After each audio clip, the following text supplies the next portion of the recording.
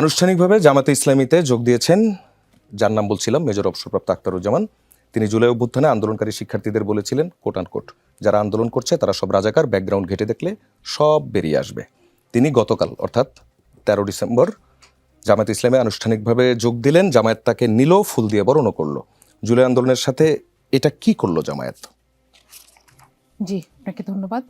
এখানে মেজর আখতারুজ্জামানের ক্ষেত্রে ওনার নিজস্ব একটা স্টেটমেন্ট উনি পাবলিশ করেছেন, আমি আশা করি সেটা আপনি শুনেছেন। উনি বলেছেন যে উনি সেই ভূমিকার জন্য সরি এবং উনি আগাতে চান, এবং ওনার জামাতের ব্যাপারে একটা স্পেসিফিক স্টেটমেন্ট দিয়েছেন এবং বলেছেন আমি এখানে রাজনীতি শুরু করতে চাই। তবে জামাতের রাজনীতির একটা সিস্টেম হচ্ছে যে কেউ এসেই সরাসরি উপরে ঢুকে যেতে পারে না, তাকে অনেকখানি কষ্ট করে অনেক পরীক্ষা দিয়ে। জি, এন্ট্রিতে তো অসুবিধা নাই, লেট হিম প্লে। আমরা দেখবো যে উনি কিভাবে হয় উনি এটা সহ্য করে নিজেকে পরিশুদ্ধ করার মাধ্যমে ওপরে আসবেন বা সামনে আসবেন, অথবা কোনো একটা জায়গায় যখন ওনার মনে হবে যে এটা ওনার পক্ষে সম্ভব না উনি চলে যাবেন। কিন্তু এটা তো ওনার রাজনৈতিক অধিকার, তাই না? যে কোনো পার্টিকে উনি চুজ করতে পারেন। তো এখানে আমার মনে হয় এর বেশি আর কথা বলা ঠিক হবে না। জামায়াতে জয়েন করলে পাপমোচন হয়ে যাবে? অবশ্যই না, অবশ্যই না।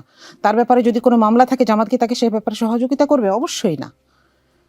কিন্তু তিনি যদি এটাকে একটা পথ হিসেবে নিতে চান, তাহলে তো এখানে কারোর কিছু বলার নাই। উনি যদি এখন বিএনপিতেও যেতেন, বিএনপি কি তাকে ফিরিয়ে দিত? বিএনপি তো অনেকবার তাকে নিয়েওছে, তাই না? তো সেক্ষেত্রে আমরা মনে করি যে উনি এখানে যে কোনো দলেই যেতে পারেন, নাম্বার ওয়ান। নাম্বার টু, জামাত যেহেতু একটা ক্যাডার ভিত্তিক সংগঠন, এখানে তাকে অনেক ঝামেলা করেই উপরে আসতে হবে, সামনে আগাতে হবে। তো আমরা সেটার জন্য অপেক্ষা করব। এই জয়েনিং এর সময় জামায়াতের মনে হয়নি যে এটি নিয়ে একটা প্রশ্ন তৈরি হতে পারে? উনি সেটার এক্সকিউজ দিয়েছেন, উনি নিজেই একটা ভিডিও পাবলিশ করেছেন। আমার মনে হয় আপনি এটা একটু দেখলে এটা ক্লিয়ার হবে। আচ্ছা, এবং জামাত এটাতে কনভিন্সড? তাই তো, না হলে ওনাকে অ্যালাউ করলো কেন? মানে এরকম আরো যদি কেউ আসতে চায় তাদেরকেও জামায়াত নেবে, depending on the things he have gone through, right? আচ্ছা, আমাদের কাছে বেশ কয়েকদিন যাবত এমন ইয়েও আছে, সেটি হচ্ছে যে বিভিন্ন বিশেষ করে তৃণমূলে আওয়ামী লীগের যারা পালায়নি, অথবা হচ্ছে আপনারা রাজনৈতিকভাবে বলেন যে নিরপরাধ যারা রয়েছেন, যে কোনো কিছুই করেনি, সাপোর্টও দেয়নি জুলাই আন্দোলনের সময়, যে সময়টাতে তাদেরকে কোনো না কোনোভাবে জামায়াত সেফ করছে, এমন কোনো অভিযোগ কি আপনার কানে এসেছে? না, আমি প্রথম বললাম। এবং এরকম যদি কোনো অভিযোগ থাকেও, সেখানে দেখেন আওয়ামী লীগের হাতে নৈতিকভাবে, শারীরিকভাবে, মানসিকভাবে সবচাইতে বেশি নির্যাতিত দলটা হচ্ছে জামাত।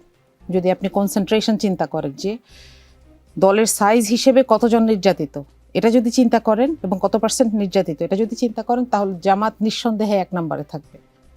সেক্ষেত্রে জামাত কাউকে এইটা পুনর্বাসনে সাহায্য করবে এবং কোনোভাবে এখানে কোনো ধরনের প্রলোভনের মাধ্যমে কেউ এখানে জামাতের আশ্রয়ে সাহায্য পাবে এবং পুনর্বাসিত হওয়ার চেষ্টা করবে, এই ব্যাপারটা আসলে গুজব। আচ্ছা, যদি এরকম কিছু হয়ে থাকে, সেখানে এরকম হতে পারে যে সে হয়তো কোনো কাজে ছিল না, সে তার নির্দোষিতা যদি প্রমাণ করতে থাকে সেটা আলাদা কথা, কিন্তু তার মানে এই না যে জামাত তাকে কোনো ধরনের শেল্টার দিবে।